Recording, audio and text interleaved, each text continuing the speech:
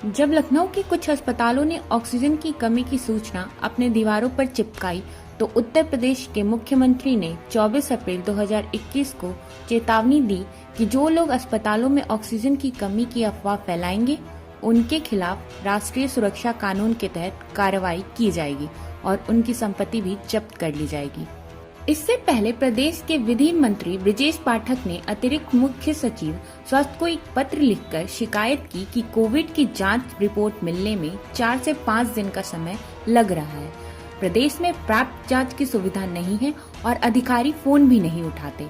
स्वास्थ्य मंत्री से शिकायत करने पर जब फोन उठाते भी हैं तो उनसे जनता को कोई मदद नहीं मिलती। उन्होंने ये भी बताया कि लखनऊ के जाने माने इतिहासकार योगेश प्रवीण के लिए जब उन्होंने मुख्य चिकित्सा अधिकारी को एम्बुलेंस हेतु फोन किया तो एम्बुलेंस आई नहीं और योगेश प्रवीण की मौत हो गई। मोहल्लागंज से भारतीय जनता पार्टी के सांसद कौशल किशोर ने ये कहा कि चुनाव से ज्यादा जरूरी लोगों की जान बचाना है। चुनाव आयोग से उत्तर प्रदेश पंचायत चुनाव टालने की अपील कर चुके थे। कौशल किशोर ने ये भी आरोप लगाया कि लखनऊ के एक प्रतिष्ठित किंग जॉर्ज चिकित्सीय विश्वविद्यालय के श्वसन चिकित्सा विभाग में 100 के ऊपर ऑक्सीजन के साथ बेड और 6 आईसीयू बेड भी खाली पड़े हैं और मरीज ऑक्सीजन की कमी से मर रहे हैं। भाजपा सांसद ने आरोप लगाते हुए कहा कि पास के ही बलरामपुर अस्पताल में 20 में से सिर्फ 5 वेंटिलेटर काम में लिए जा रहे हैं क्योंकि वहां वेंटिलेटर संचालन हेतु तकनीकी रूप से प्रशिक्षित कर्मचारी ही नहीं है। मरीजों को ऑक्सीजन मिलने की स्थिति में उन्होंने धरना तक देने की चेतावनी दी। कौशल किशोर के बड़े भाई का आखिर में किंग जॉर्ज चिकित्सीय विश्वविद्यालय में ऑक्सीजन की कमी के कारण ही निधन हो गया। इन दोनों भाजपा नेताओं ने बोलने की हिम्मत दिखाई क्योंकि शायद वह अन्य राजनीतिक दलों जैसे बहुजन समाज पार्टी और भारतीय कम्युनिस्ट पार्टी की पृष्ठभूमि से आते हैं। यदि वे राष्ट्रीय स्वयंसेवक संघ की पृष्ठभूमि से आते तो शायद सरकार की छवि की उन्हें ज्यादा चिंता होती।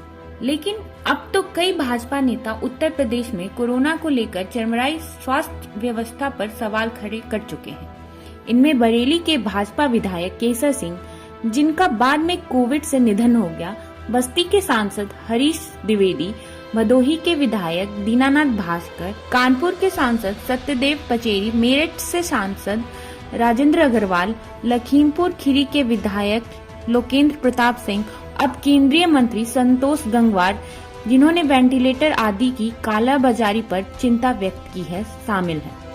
लेकिन मानवता को सबसे शर्मसार करने वाली घटना बेंगलुरु में हुई, जहां युवा सांसद तेजस्वी सूर्य ने पहले तो अस्पतालों में बेड घूस लेकर दिए जाने का आरोप लगाया और फिर बृहद बेंगलुरु महानगर पालिका के कोविड नियंत्रण कक्ष में 3 विधायकों के साथ जाकर 205 में से 17 मुस्लिम संविदा कर्मचारियों के नाम सार्वजनिक रूप से पढ़कर उनकी नियुक्ति पर भी हंगामा खड़ा किया।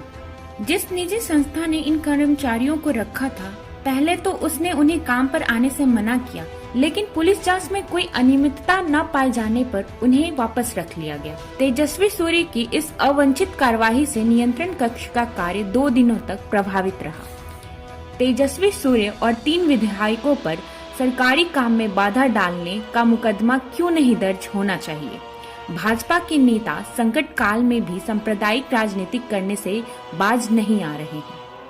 बिहार में भूतपूर्व सांसद एवं जन अधिकार पार्टी के नेता पप्पू यादव ने जब ये सारण में खुलासा किया कि भाजपा नेता राजीव प्रताप रूढ़ी की सांसद निधि से खरीदे गए 30 एम्बुलेंस खड़ी हुई है, तो बिहार सरकार ने पप्पू यादव को आपदा प्रबंधन अधिनियम एवं महामारी अधिनियम के तहत गिरफ्तार कर लिया है। जबकि पप्पू यादव इस संकट की घड़ी में कोविड मरीजों की सेवा में लगे हुए थे, जिसकी वजह से भाजपा छोड़ सभी राजनीतिक दलों ने सरकार की अलोकतांत्रिक कार्रवाई की निंदा की है। राजीव प्रताप रूढ़ी ने अपनी सफाई में अविश्वसनीय कारण बताया है कि चालकों की कमी की वजह से एम्बुलेंस खड़ी है।